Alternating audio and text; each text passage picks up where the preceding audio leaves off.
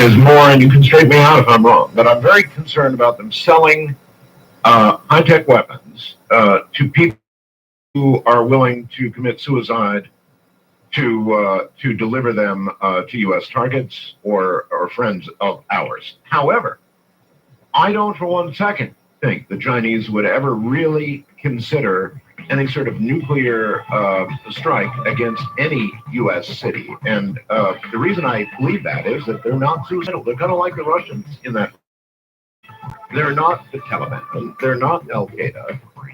They are the Chinese. And they don't want to virtually disappear from the face of the earth.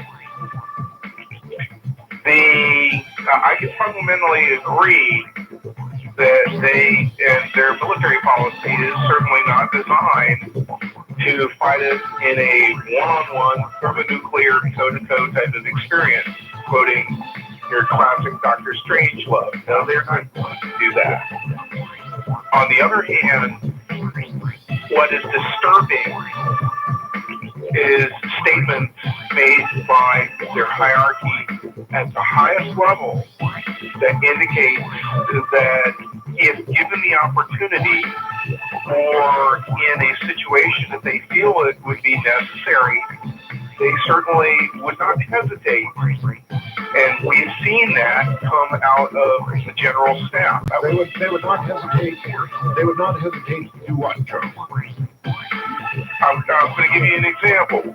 Last year, we had the commander, one of the top PLA generals, who was in charge of the equivalent of their West Point, publicly state that China would be very willing to use nuclear weapons in a first strike if they felt that there would be a conflict over Taiwan. And he meant first strike against the continental United States. He was not demoted or removed from his position. Right, I'm aware of it. Right. If an American general made a similar statement,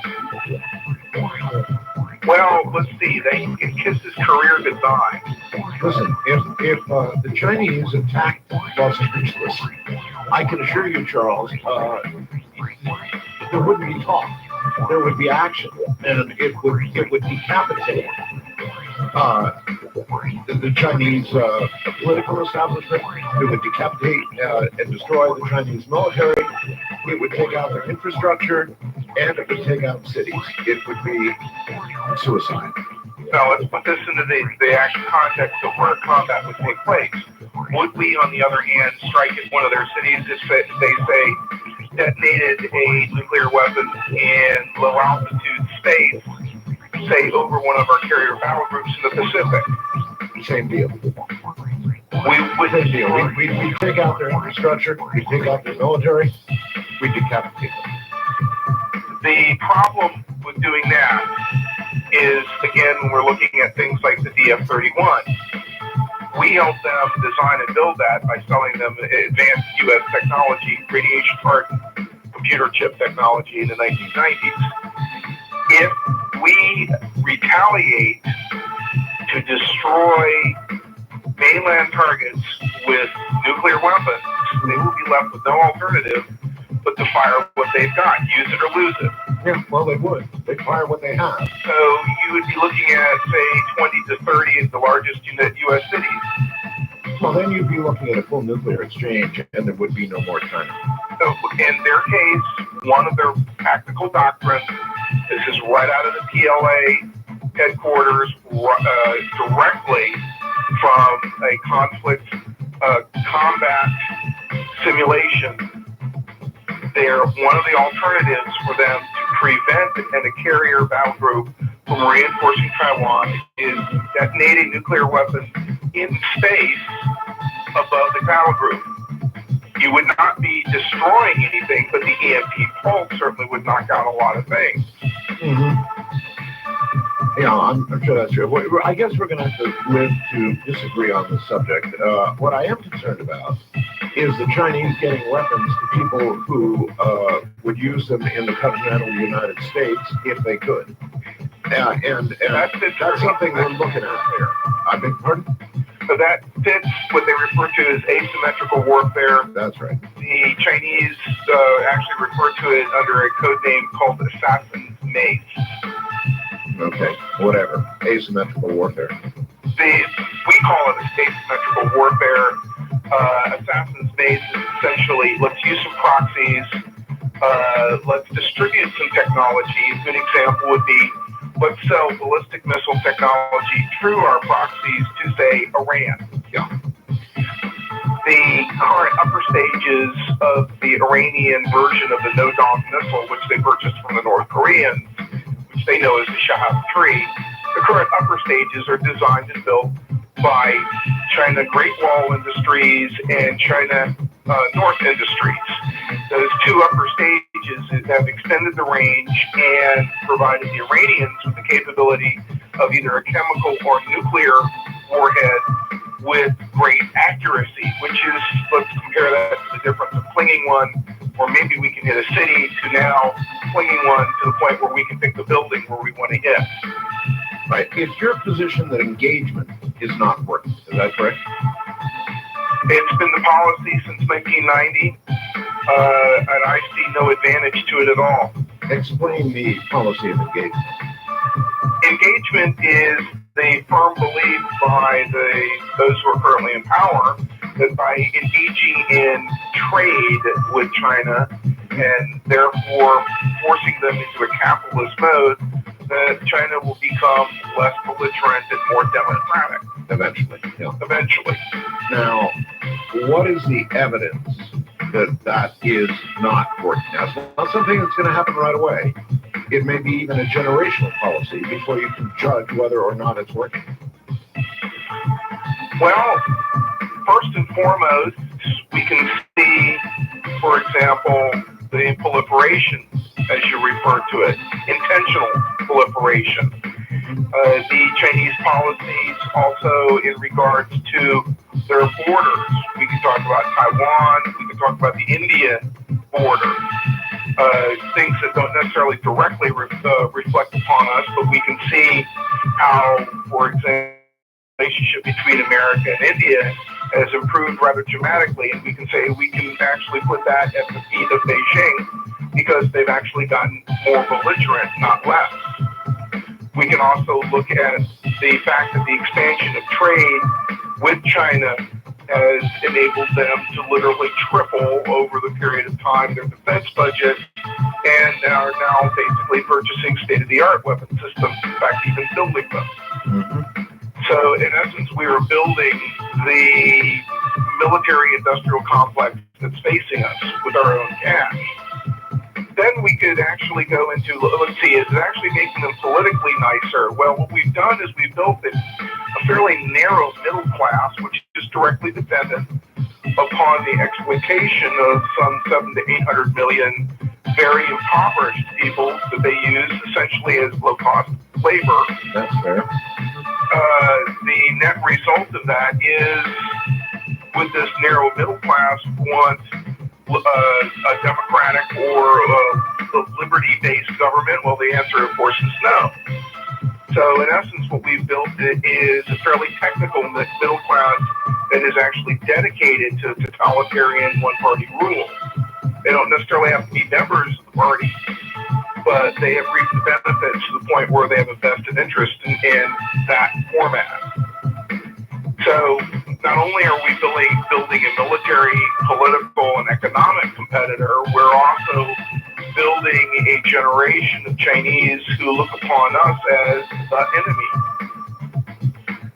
I'm not sure the general Chinese people look at us as the enemy. I'm not. Let's not. I want to take that apart. I'm looking at the middle class and the ruling class. That would be the middle and uppers. When you go beyond the 50 to 80 million middle class citizens, and you look at the rest of the 2.5 or 1.5 billion that reside there, now I can agree, and you can find right down at the grassroots level a lot of people who still love the United States. But the counter to that, for example, is just last year we had a number of conflicts in the format where the Chinese government was putting out an extensive amount of propaganda, especially in reference to the U.S. and Japan, and therefore there were organized protests. When you look at the hierarchy, the controlling elements, they are not very fond of the United States. They make it very clear in their military and political documentation that the United States, we are the enemy. Well, I'm just suggesting to you that it might be a little early to be suggesting engagement is not working. And it might be an entire generation before we know whether or not it's working. There's two edges to this sword. On the one hand, you're saying engagement is not working. On the other hand, in another 20 years, it may indeed work. It may culminate in some sort of abrupt political change in China. The MTV revolution, which was frankly one of the real reasons why the Soviet Union fell, was an informational-based revolution. Okay? The problem when we look at China is, for example, Google and Yahoo, people who are allowing their systems to be manipulated and used in an informational context to reinforce the propaganda. If that information is twisted, is used in a totalitarian regime, it is actually worse, not better. We're actually creating the venue that is allowing them to put electronic chains on their own society. Yeah, there's certainly some of that going on. Warned about when I interviewed him back in the 1990s. He's currently, the head of the National Intelligence, and I have a great deal of respect for Admiral McConnell. He was very clear about what was going on and how the Chinese are using our own technology in very fashion that we could say South Africa was applying technology to control their citizens before apartheid. Well, they're absolutely doing it. They're controlling information. However, the information age itself will slowly make ways around that. In other words, it's kind of like trying to stop the internet. Well, they stopped some of it, but it's a very tall order indeed, Charles. Information has I have exactly the same point. That's our biggest weapon. The question is it too late? When you're referring to the Chinese society and the Chinese hierarchy, the leadership realm, in order to continue to retain power, would they not start a war? That's exactly what Galtieri did in Argentina. That was exactly what the Falklands War was all about. He knew that they would potentially lose, but the idea was in the loss, he would retain power. Well, of course, it was a gamble, and he failed in both contexts. But the point of remaining in power is to remain in power. Now, when you say start a war, again, you've got to define what you mean by starting a war.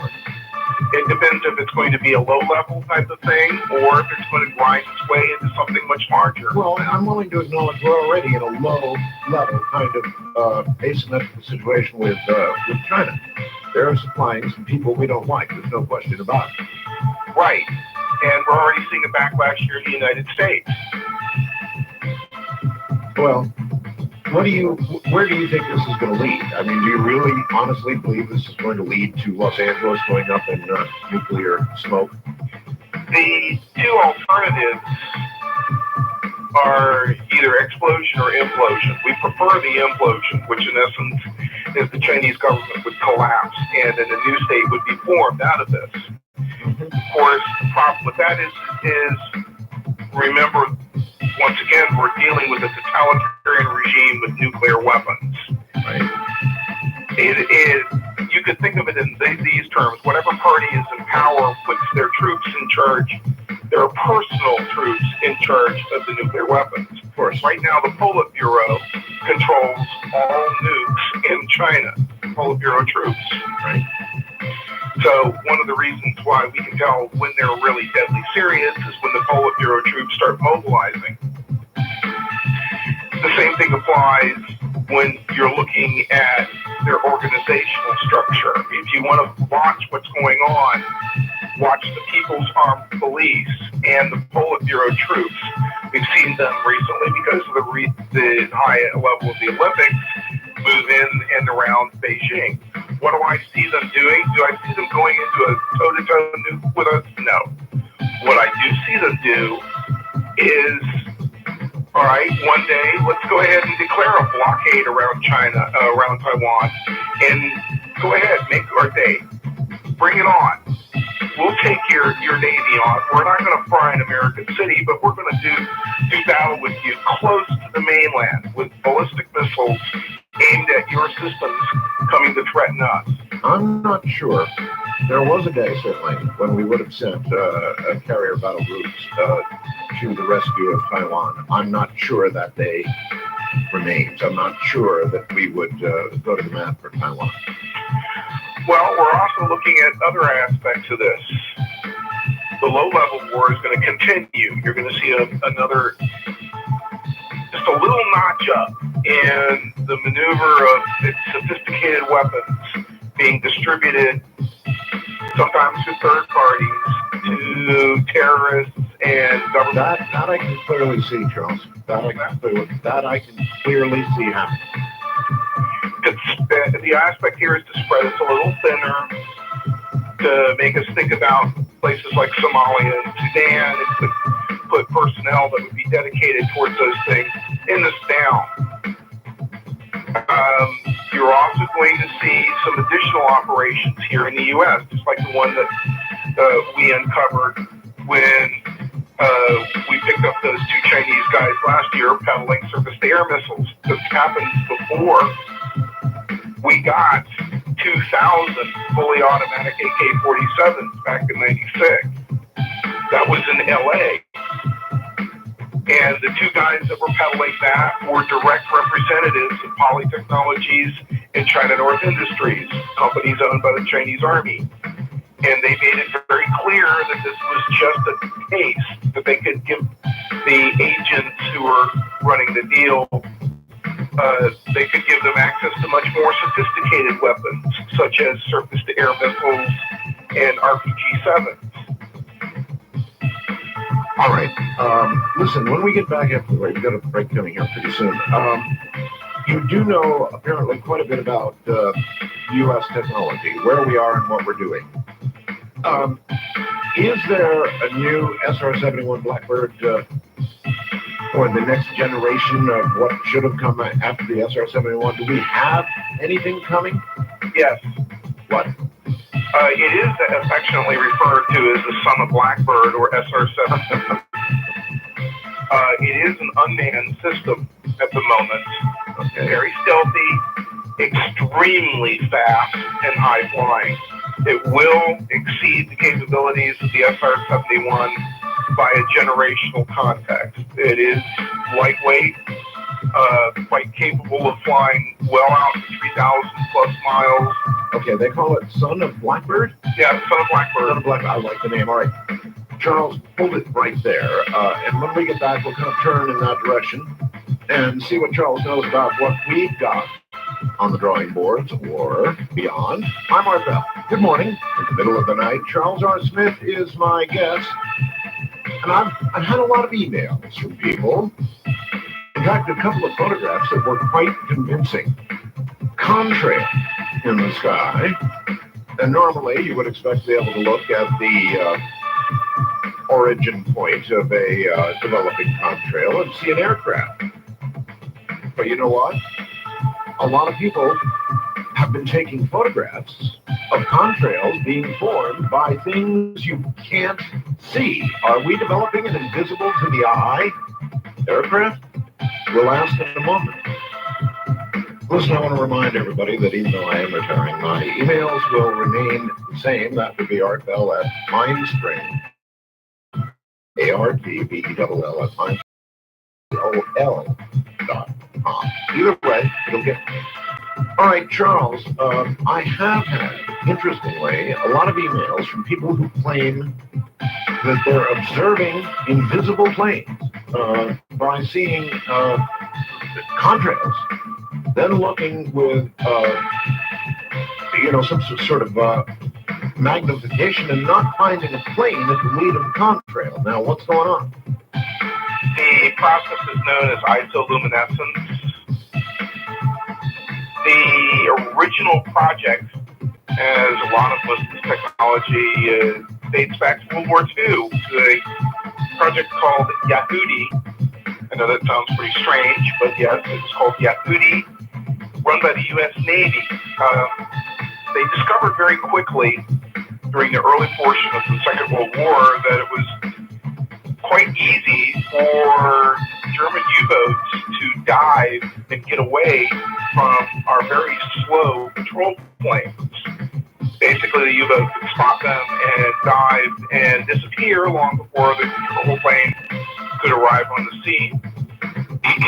So what they experimented with was, let's put an array of lights along the leading edge and the propeller hubs of the patrol bombers and use a device to give you the approximate background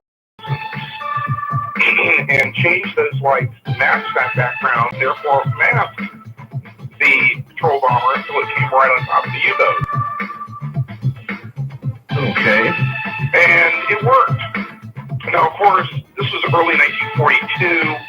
Yahudi was actually mounted on some B-24, better known as PDY-4, patrol bombers operating in the Atlantic Ocean. They were very successful. Of course, airborne radar made the play immediately after that, and Yahudi went away because with radar you could track a submarine from a much greater distance to sneak up on them at a different angle. Okay, what about now? I mean, this is a lot of years later. What do you know about the technology now? Isoluminescence has been taken forward into light-emitting panels or arrays, very similar to an LED. The light-emitting panels can be mounted on the side literally in a conformal array around an aircraft, and you can turn the lighting, in essence, to match the background. And literally from 1,000 feet, it will mask the airplane. Inside 1,000 feet, you would actually see something, pretty much a lighted or outlined version. But outside of that, for all practical purposes, it's part of the background sky. So they are there. There are virtually invisible aircraft, you're saying, from 1,000 feet up. Yes, and they're actually, at the moment, they're probably operating unmanned vehicles that make utilization of this. We had the episode with the Mexican patrol plane that ran into 5, what they referred to as UFOs. They could not see them with the naked eye, but they accidentally picked them up with a forward-looking infrared. And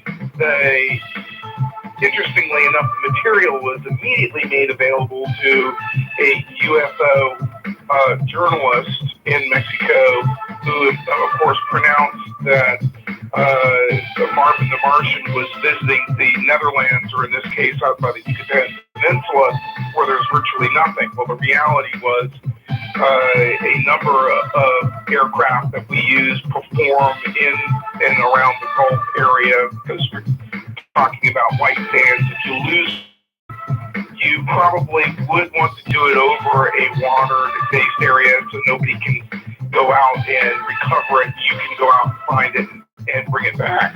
How much are we actually moving from manned to unmanned aircraft anyway? The current manned aircraft are literally being considered the last generation. The F-35 will probably be the last manned fighter. We may very well have manned aircraft that follow on, but they're more likely to be unmanned. The U.S. Navy will have an unmanned combat aircraft flying. I believe the original prototype, I believe it's the X-47B, should be in the air in November. So you're looking at, in essence, very stealthy, very long-range platforms. The reasoning behind this is a person flying in an airplane, your limitation is how long can you go without eating, sleeping, or going to the bathroom. The robot doesn't have that problem. That's right. There are those who say that, and you might want to comment on this, that as we move toward unmanned aircraft, unmanned battle vehicles, and unmanned weapons, period, we're doing something immoral. There are people who say that, look, we're going to have machines doing battle with human beings. Their flesh will die. Our machines, at worst, will get broken. And it's immoral. How do you react to that? I guess maybe the same comment was made when we picked up a club or threw a rock. The technology on the battlefield is essentially designed to kill the other guy and save your people. To quote Patton, the objective here is to make the other guy die, and that's how you win. Okay. We've been going unmanned for quite some time. Look at the political differences. For example, during the Clinton administration, instead of sending manned pilots to attack targets, we sent cruise missiles. If something goes wrong, what do they capture? A piece of junk on the ground.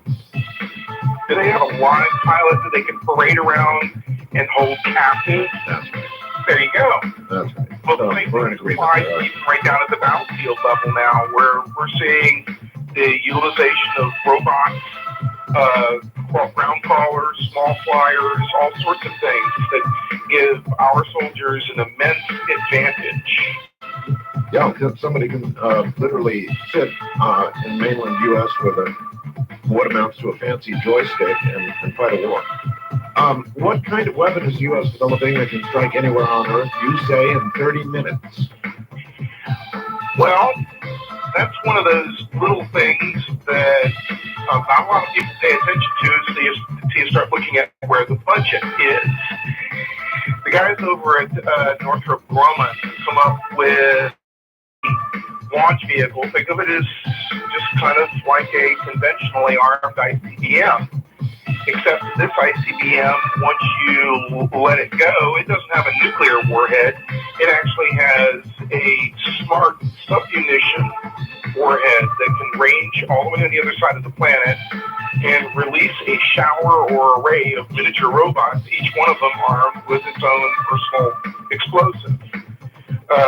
The basic idea here is, instead of worrying about sending a battle group in to cut off the Chinese invasion of, say, Taiwan, I could sit on the mainland here and launch a couple of these things, and each one of those submunitions would hunt out either a small ship or a landing craft and destroy them in 30 minutes or less. Think of it as like pizza delivery, it's still hot at the other end.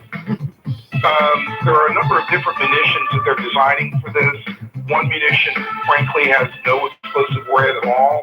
It's nothing but a gigantic block of concrete. And again, the idea here is I want to destroy a bunker or an underground tunnel. Let's say Osama is. We found him in his tunnel in Afghanistan. We know he's going to be there for, say, the next 30 minutes, but that's it. You pop one of these out, it re-enters at about 15,000 miles an hour and dives straight down into the side of the mountain. And of course, with brilliant accuracy, plus or minus 3 feet. Right. It is a very interesting concept. One question: how do we assure other countries around the world that what we're obviously wrong an ICBM trajectory is not a nuclear weapon aimed at them? 2 ways. One, their computers, if they see it, along with their radar, will probably know where the target is within the first 15 minutes, because once you get to the apex of the ballistic flight, it's pretty much a done deal. So they'll know, hey, this isn't heading for downtown Moscow. 2, they're not going to be coming from the regular ICBM sites, so you're not going to be seeing 1,000 Minutemen climbing into the air. You concern there, though, right? But, You do see the concern there, though, right? well, right. The Chinese have basically the same thing with the DF-21 and the DF-15 and DF-11, conventionally armed, long-range ballistic missiles. How can we tell if they're not nuclear armed? Well, our satellites already know whether they've moved the nuclear warheads out and hooked them up. Their satellites are probably not that adept. In fact, their air defense system is probably not adept to note something that's incoming until it's getting pretty close. So unless we're aiming it somewhere close to downtown Beijing or Moscow, they're probably not going to find out about it until after the fact. Well, we'd want them to know about it before they launch. We could always pick up the hotline and say, this one isn't coming your way. That's what the hotlines are for. Do keep in mind that Yeltsin almost turned the key once by accident, again, during the mid-1990s. Kind of makes my point. Well, in this case, he was looking at the Norwegians sent a sounding rocket up, and it had a very similar flight profile to a submarine-launched ballistic missile. It was coming from the right area, and it was heading basically in the right direction. The Russian missile defense picked it up. They ran to Yeltsin, who was drunk as a skunk at the time. He jumped to conclusions, grabbed the Russian version of the football, and turned the key. And they were within 2 minutes of launching a retaliatory strike when one of the guys from the foreign ministry came in and said, you know, the Norwegians notified us about this about 3 weeks ago that they were going to launch this thing. We just forgot to tell you. So everybody got to stand down at that point. That is great. The flip to that is if we're aiming one at the Taiwan Straits, or if we're aiming it at downtown Islamabad, or if we're aiming it in Afghanistan or Iraq or Iran, you're not likely to see the Chinese or the Russians do something. No. And what makes them even more nervous these days is our ballistic missile defense. Yes, well, that was going to be my next question. What is the state of our ballistic missile defense? Now, we've seen some sporadic successes and probably nearly an equal number of failures in trying to stop ballistic missiles. Well, I can say the Navy guys are having a pretty good string. They've got 9 out of 11, and the 2 that missed, I think there was one early on and then one about 2 years ago. The SM-3, better known as the Standard Missile 3, is performing very well. This last test was not just against your regular ballistic missile, it was against a separated warhead with countermeasures, and the SM-3 interceptor was able to take it out at 100 miles up with no problem. And that's the reason why the Japanese are joining in on the program, because they've actually added some of their wonderful technology to the interceptor. I've seen the Japanese SM-3 interceptor in action.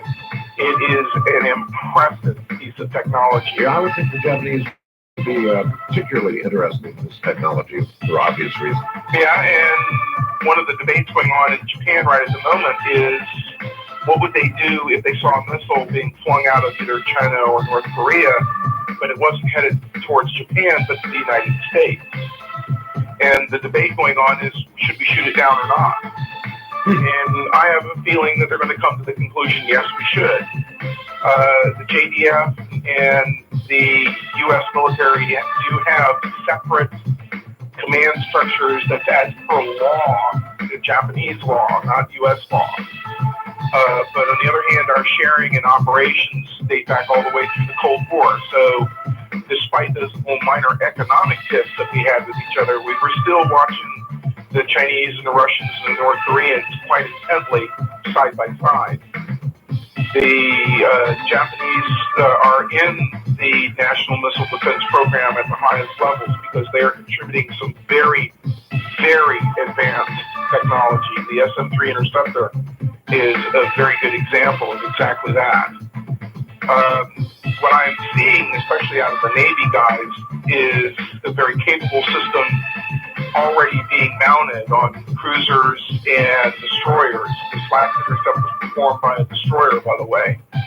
So we can maneuver them globally. Anywhere the ocean is, we can put them. So I've got a question for you. You obviously study this kind of thing, Charles.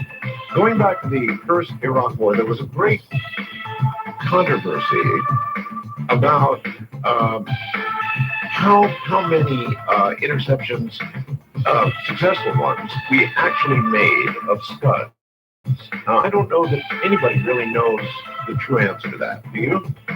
Actually, if there is any answer to it, it's very highly classified. Keep in mind, the Patriot 1 at that point had never been tested against a ballistic missile because we were scared to death that we were going to break the ABM treaty with the Russians. So we never tested it against the ballistic missile. The Patriot 1 was never designed to intercept a ballistic missile. It was the best we had that we could press into play.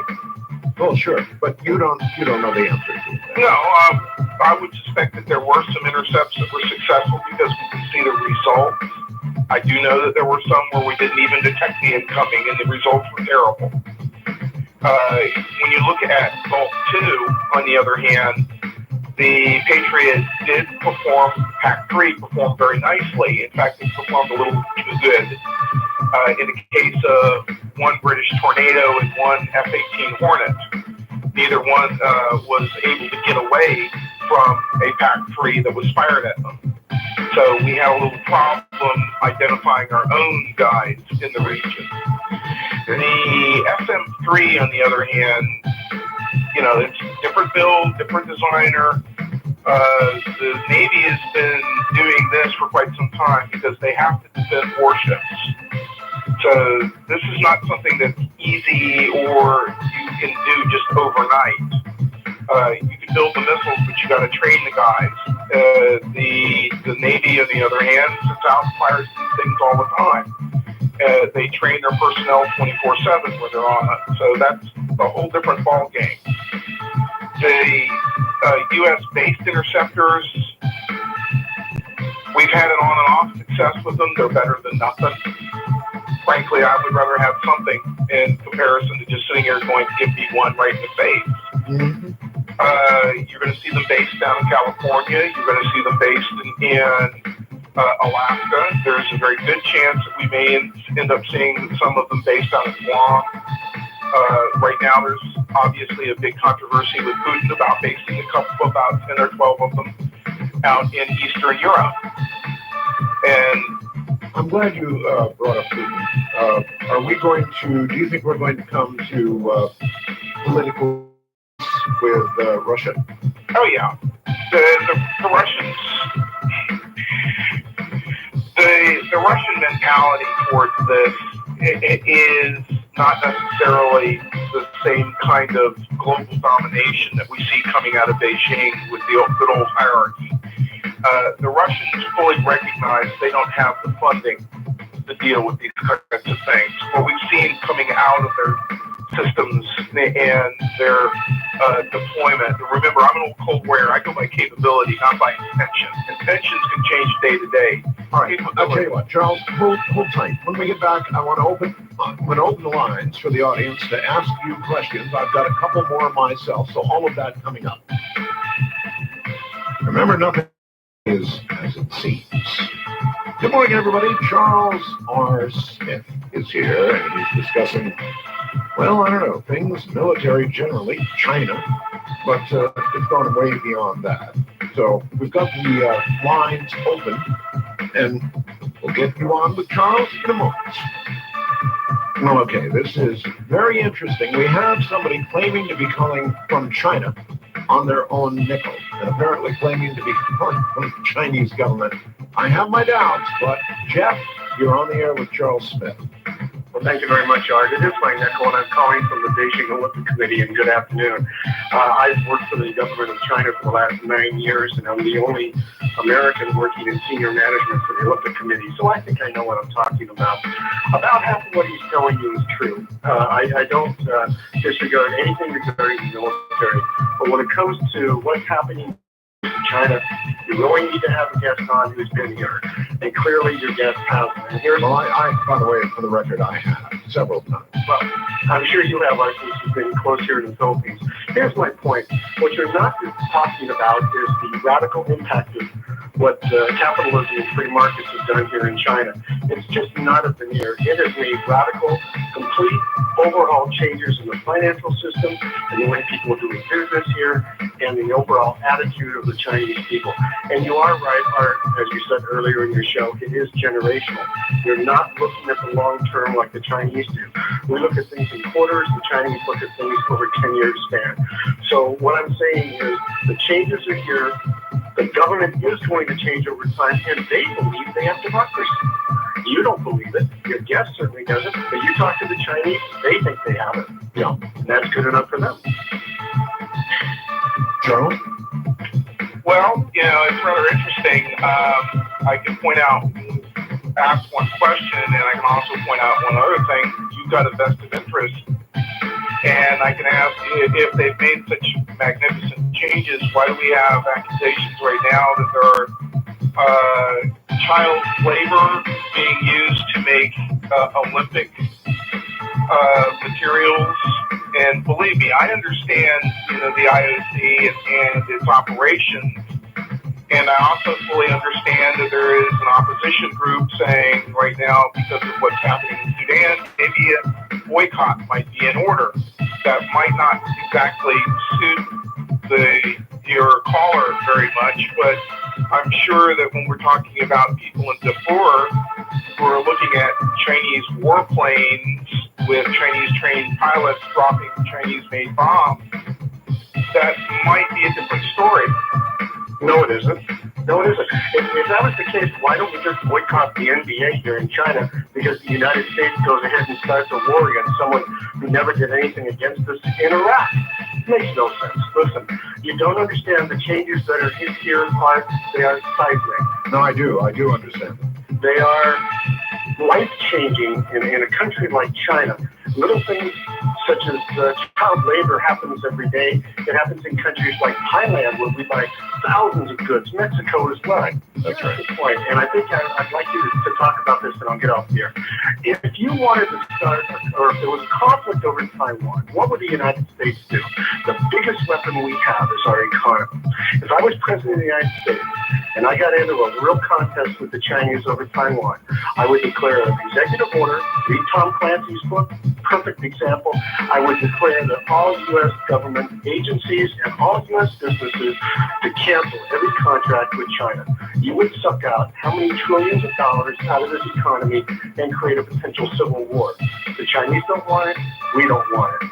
That's the biggest weapon we have. Not dropping bombs on each other. That's ridiculous. Yeah, I really do agree. All right. All the way from Beijing. There you go, Charles. Well, once again, we have come to the terms of disagreement. I know guys like Harry Wu who will tell me straight out, and they've told me before, being able to pick your own toothpaste is not freedom. Well, what he said was the Chinese people think they have some form of freedom, and by our standards, perhaps not. And certainly the leadership of China is what it is. But I try to point out it's a generation. When you talk about freedom, just 3 months ago, we had a Tibetan nun fleeing for her life, trying to get across the Himalayan mountains, Right. shot in the back at 100 yards by Chinese soldiers. The foreign ministry declared that nun was attacking the PLA guys. They got it on video. It wasn't a U.S. citizen. It was a Romanian citizen who shot the video, who shows this poor woman fleeing for her life. Yeah. Did they prosecute? No. What are we doing today with Iraq? We just heard today that there were 3 guys who are under prosecution for murder. And the reason is that when we have the evidence, you will prosecute.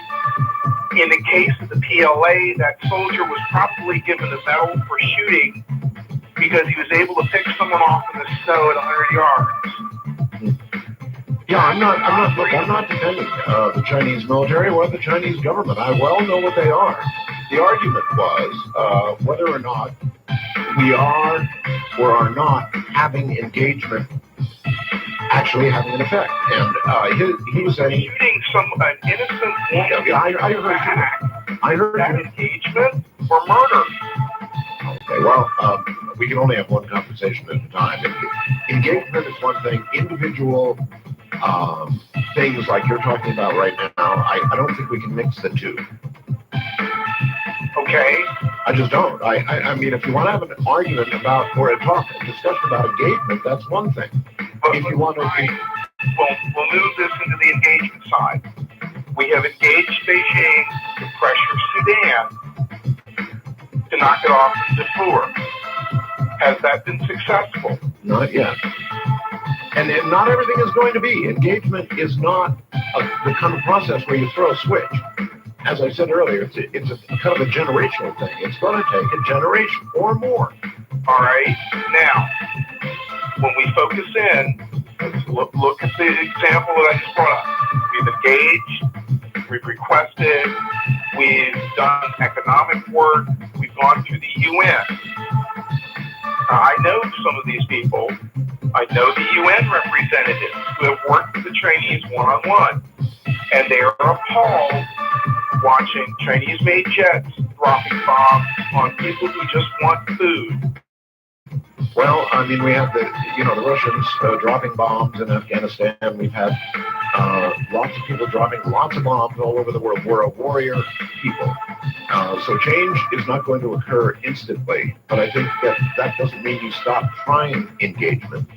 And my personal belief, Charles, that actually it is beginning to work. Have you been to China ever? No, I've been told that if I set foot in China at the moment, I would be arrested on the spot. Actually, it's probably pretty good. Wade in Kentucky, you're on with Charles Smith. Yeah, hi, Art. Before I ask my question, Charles, regarding the caller that you called from Regime, just tonight I happened to be coming across the International Herald Tribune, which is a mostly liberal newspaper next to the New York Times, had two op-ed pieces dealing with the effects of the Chinese economy on the populace, and it was very soon, very, very negative on the effects of the Chinese economy. Things are not as hunky-dory as your caller is. No, they're not hunky-dory. I'm not sure the caller said that. Yeah. Okay. My question is for Charles. For the last several weeks now, I brought this up with Dale Brown last week in the interview. A lot of people are expecting war soon between the United States and Iran. And I was wanting to ask Charles, does he think the likelihood of war if Iran is coming, and does he expect a general worldwide war very soon? A lot of people think that we're just one step away, a major terrorist incident, a major military incident, from just having a international confiscation, not only in the Middle East, but perhaps around the world. Okay. Charles, what do you expect with Iran? Nothing. Nothing. Nothing.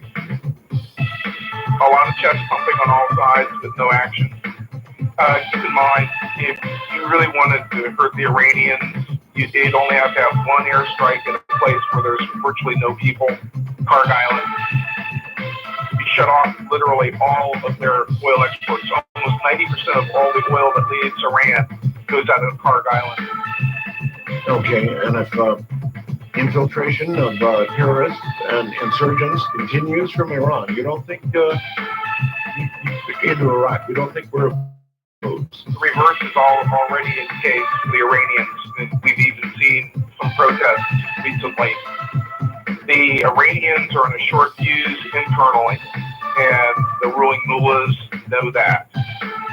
Because of the way that they've treated their economy, they're going to be going from an oil exporting nation to an oil importing nation, probably in the next 4 to 5 years.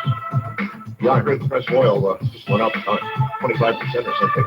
Jeff in St. Louis, you're on with Charles. Thank you. It's a pleasure speaking with both of you tonight. I got two quick questions, and I'll take them off the air. One is, what is the status of our lasers missile defense system, and are we working on any orbital style type fighters for the future? And I'll take my answers off the air. All right, thank you. Sorry, I didn't mean to cut you off. Go ahead, Charles. Yeah, the ABL is already flying. It has not been firing yet. There have been some major cutbacks in its funding. The current Congress does not view ABL or the ballistic missile defense with much favor, so they actually sliced out a pretty good chunk of ABL's budget. See them delayed probably to 2009 first test. Space fighter, we've probably already had it, and it very well may have been retired. That was a nice article done by the boys at Aviation Week and Space Technology. The cost of the thing was just enormous. It was probably a follow-on project after Aurora, and they basically did have, according to Aviation Week, at least 2 of these vehicles in operation. That's why we're kind of stepping back to the sun of SR-71. We've seen the advances of unmanned systems push us to the point where we'll be able to do things like with a unmanned aircraft, say from an aircraft carrier leaving Hawaii, and in 30 hours it'll be over the Taiwan Straits, and it could remain on station for 48 hours and then return. So that's the kind of things that we're looking at. Okay. All right. Mark in Alaska, your turn with Charles Smith. Greetings, gentlemen. Hello, Art.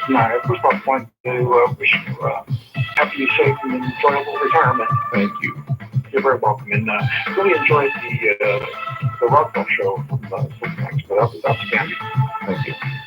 I'm a defense and science journalist and a combat aviation air-to-air cameraman. I work for Combat Aircraft Magazine and stream for Associated Press, Aviation Week, and do stuff for other people.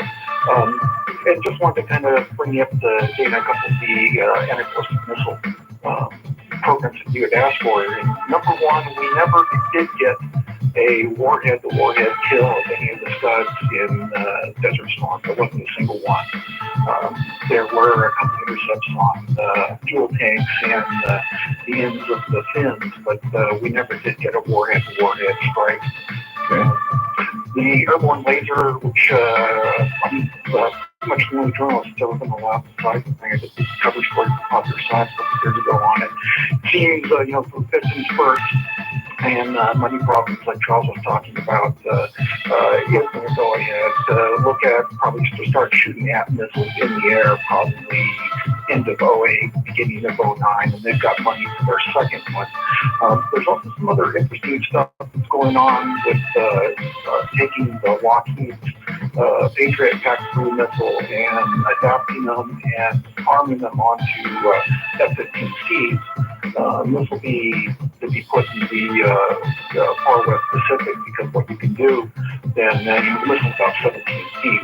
You hang a couple underneath the wings of the Eagle, and when you get some inkling that short range to intermediate intercontinental ballistic missiles are getting ready to be launched, with some of the Eagles in and shoot them in the boost phase as the missiles were just coming up. We can do that now with the AMRAAM air-to-air missile to an extent, but it's only a 60-mile range, and putting the PAC-3 on there will get a little greater reach. Okay, Mark, do you have a question for Charles? Yeah, we're going to come back and just let you know that we got 20 interceptors in the ground up here now in Alaska, each with single kill vehicles for intercepting reentry vehicles in space, and we got 4 in California. But the question to Charles is that you should go to China. I've written several stories that the Chinese military never did like, and then was able to work things out to go there and have some quite interesting and deep access with the Chinese military and our military is working directly with the Chinese military and hotlines and visits. They just had the first visit of a Chinese naval vessel into Tokyo Bay. There's some very interesting things that are going on, and as a journalist and a guy who likes to keep on China, I would really like the question to you too, though, to consider to go to China. So you think you would be safe? Sure, I was. I wrote a huge cover story on the Chinese military back in '96. I was the first guy to come up with back basically used for short-range missiles, not only ballistic missiles to point attack facilities in Taiwan, but also to go after our aircraft carriers. And I found a few other things out. And they didn't like that. They didn't allow me in on my first attempt. But my second attempt, there are 5 different journalist visas, and I wound up with a very special 6th one. And I was treated very well. I was monitored all the time. I mean, there was guys in black suits, watching the guys in black suits, doing stuff. I found guys in my room in black suits doing stuff during the day. They would say they were opening up the curtains for me, but of course we know what they were doing. But it was very safe. They were very welcoming, and they actually responded to the kind of questions that I know Charles could ask. You know, so I would hardly recommend trying to go to China sometime. Okay, Charles?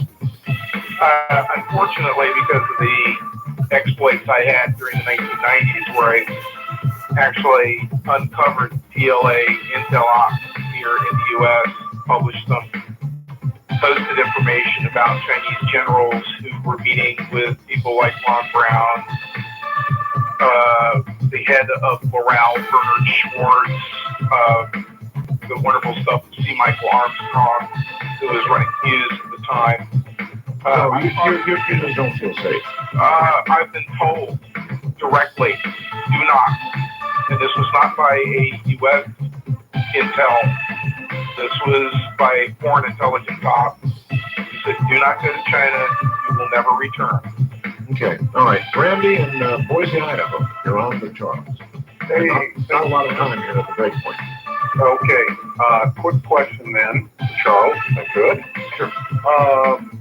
Last year, in about October, following the DoD website, specifically, to be more specific, the Navy, they had dropped down where they only had to come up with 8,000 recruits in a year.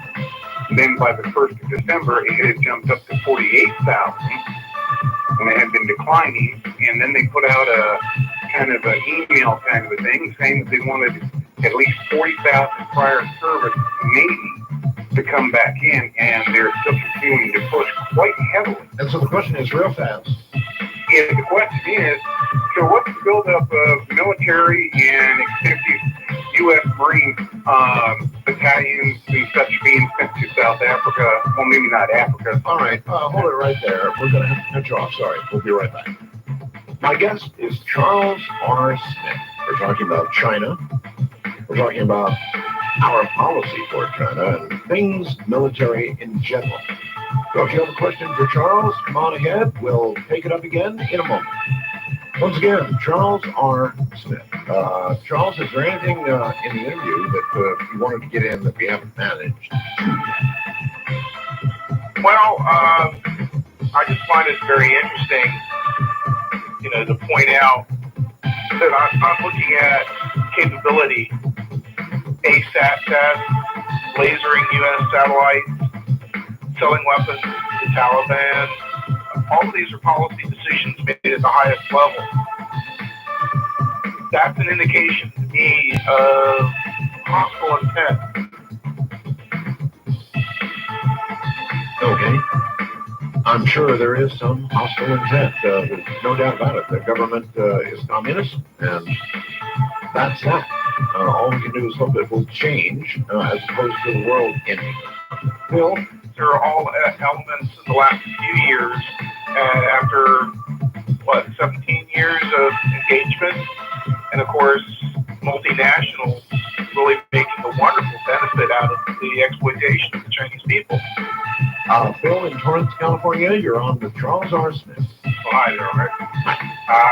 Well, after listening and all this talk about missiles, I don't really think that would be the way it would happen. I'm here in the Los Angeles area. We have a huge harbor, and every day thousands and thousands of giant containers come in from China and that part of the world. And it wouldn't take much to slip a nuke in a 45-foot container and bring it in and either do it in the harbor or distribute it one at a time throughout the trains and trucking system throughout the country.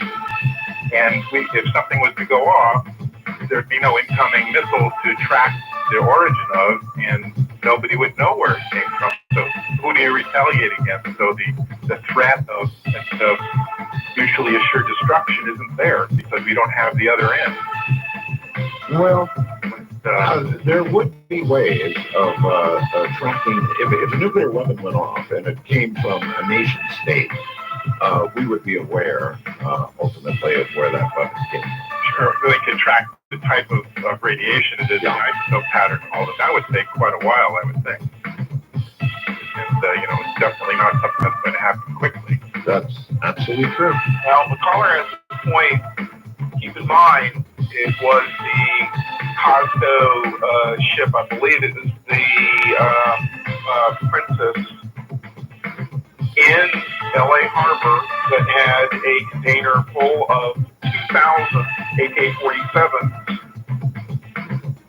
brought over with the blessing at the highest levels, and it was sold to an undercover agent who said they were going to be distributed to LA street gangs.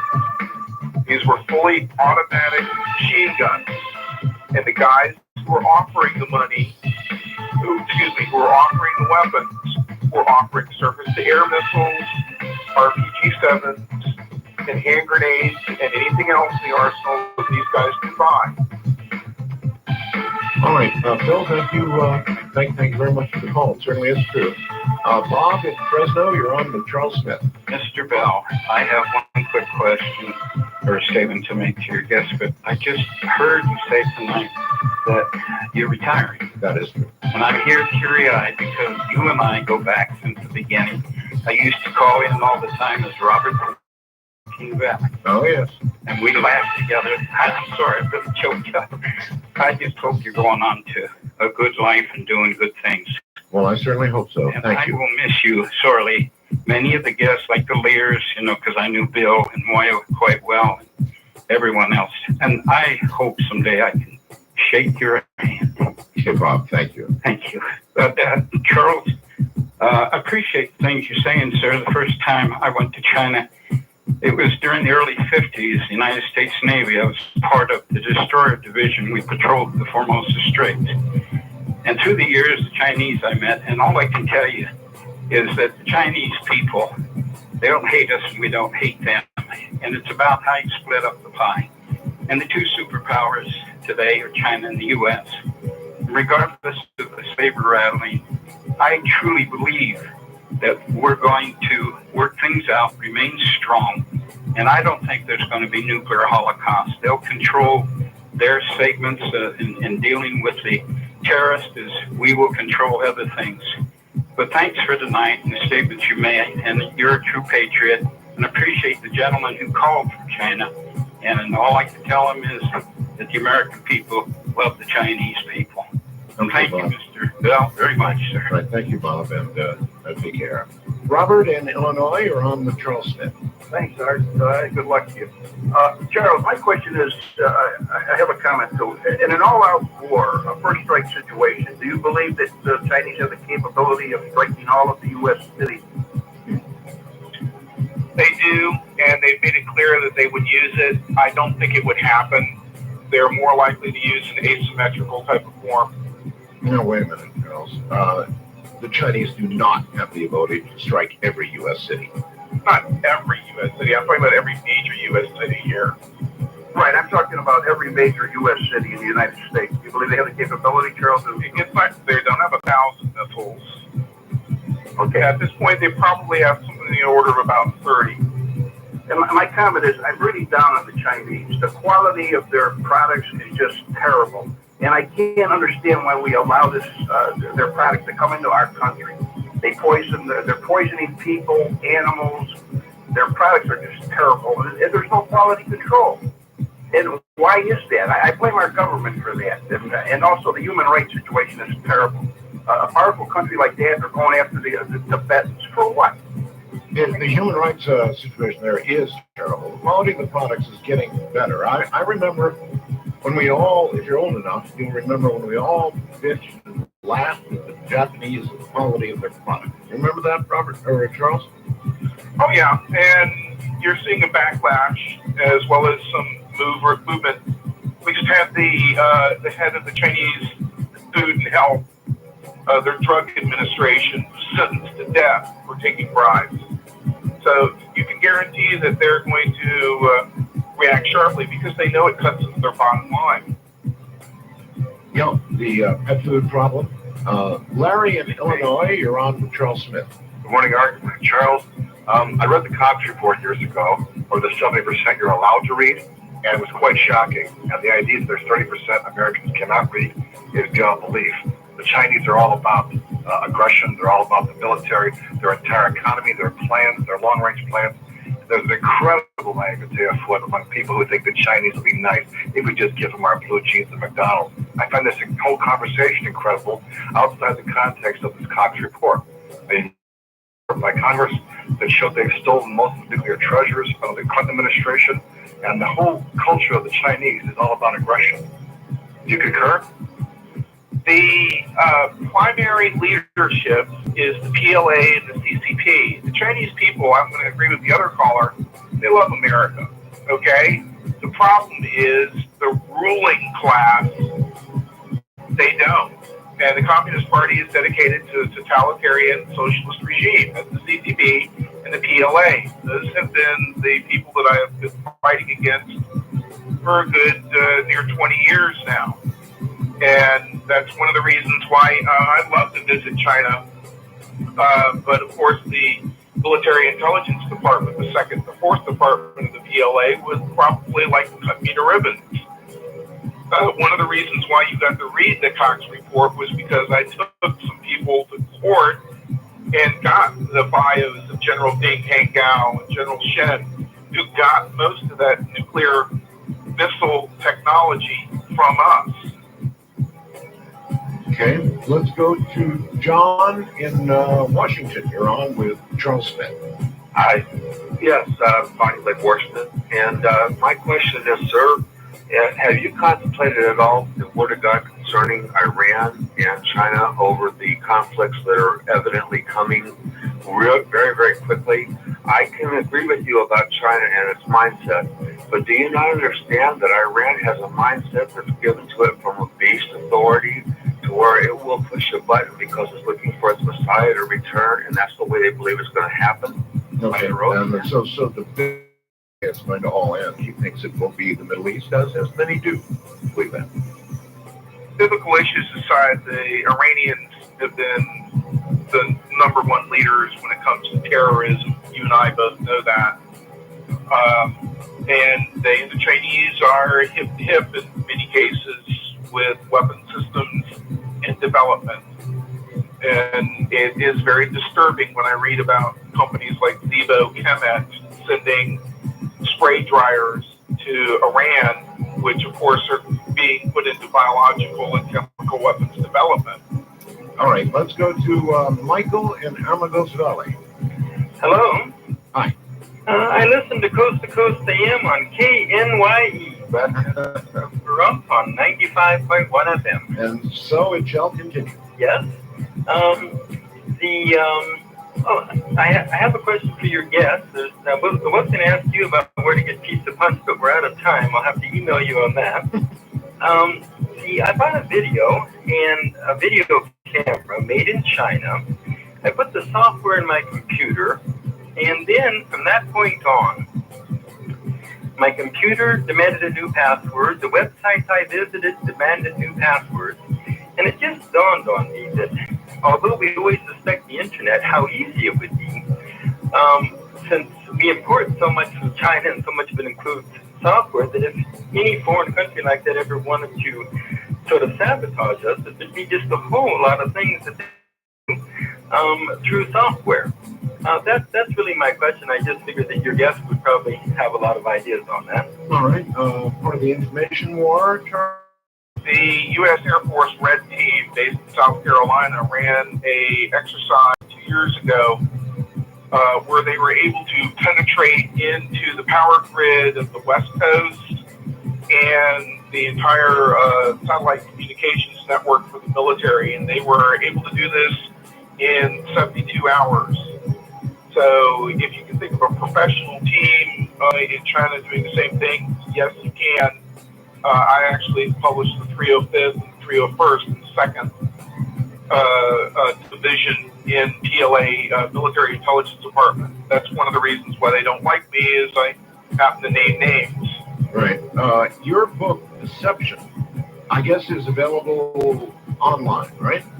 Unfortunately, Deception is no longer available. The publisher has closed his doors. It is too bad, but one day maybe I'll get another publisher to pick it up. So you can't get the book at all? Not anymore. Okay. Sorry, you do have a website, right? Yes, it is, softwar.net. SOFTWAR.net, right? Yeah. The objective there is, with information, you can do a lot more damage in many cases than with bombs. And I put a bunch of people out of business and sent a few people home that way. Okay. Garrett in California, you're on with Charles Smith. Hi, Art. This is Garrett from Burlingame. Right. I just wanted to express my gratitude for all of those many years of Coast to Coast. Thank you. Congratulate you for your retirement. I also had a question for your guest. What does Charles truly think about the future of imports with China? What are his predictions for the future? The way that the current political situation is, it's blowing in the exact opposite direction because of the financial policy coming out of Beijing. The undervaluing of the yuan is just a very good example. So I have a sneaky suspicion that we're probably going to be seeing some instability in the imports. Watch the Chinese stock markets as well. We've seen some extreme volatility in their financial systems, basically because of very bad accounting practices and loan operations. So there is a general weakness or understructure in their economy that could very well cause it to tumble. Okay, to Joey in Houston, Texas, you're on with Charles. Yes, I just wanted to ask, what is their submarine technology like? Is it pretty advanced? They're currently fielding two fairly advanced submarines, the Type 93 and the Type 94. 93 is a submarine, basic equivalent to the early LA class, mainly Russian technology, the Victor 3 and the Charlie class attack subs. Their Type 94, the Shin, which is a ballistic missile sub, think of that as kind of an upgraded version of the Russian Delta class. They have two boats in the water. They can carry 16 ballistic missiles that can reach any city in the United States. Okay. To Stephen in New Jersey, you're on with Charles Smith. Hi, Art. Thank you very much for the education, and have fun with your future. And I have a question that the Chinese launched a satellite a while back. I don't know when, but it supposedly broke up into different orbs, all over the place, and they're orbiting Earth now. Could they be EMP weapons developed there from Russia? Now, the ASAT was launched in February. That was the definitive test. It was one of 5, the most successful one. We've been monitoring that for a while. They hit a weather satellite of their own, broke it up to about 900 pieces at about 500 miles up. Not really smart move, frankly, because they also rely on satellites. Even their manned spacecraft are in the same orbital planes. The Chinese do have a nano-satellite program that's associated with their manned space flight. The nano-satellites, we do suspect, are anti-satellite weapon systems. So we're going to keep a close eye on that one, that's for sure. Also, aren't they developing a 6-inch bomber? Right now, their unmanned vehicles and UAV programs are fairly early on, but they have been able to make dramatic improvements in both the range and size of their systems. I would still say that we're a good 10 years, 15 years ahead of them. Okay, very quickly, Steve in Orange County, you're on with Charles, and not a lot of time. Yes, sir. Congratulations. Best wishes to you always. Obviously, I have your email address. What I'd like to mention, I live half the year in San Diego and half the year in Orange County. And at the beginning of June, one of our local network affiliate TV stations in San Diego had a Homeland Security story on UAVs.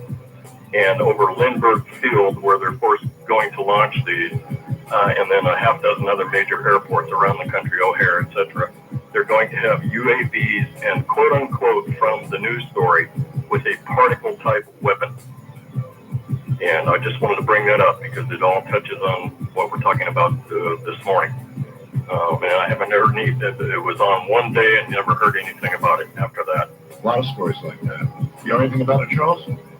Possible, but I'm actually betting on the AESA technology currently fielded the F-22, F-18.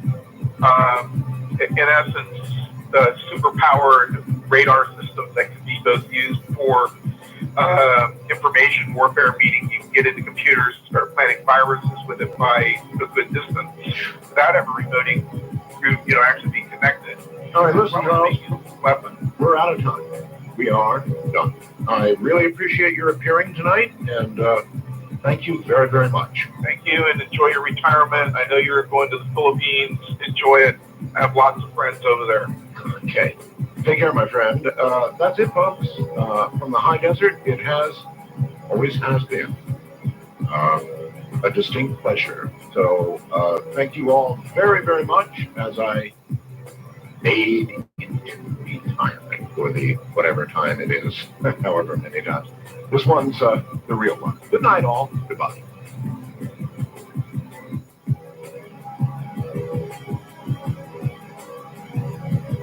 And the great American Southwest. I bid you all good evening, good morning, good afternoon, wherever you may be in the world's time zones.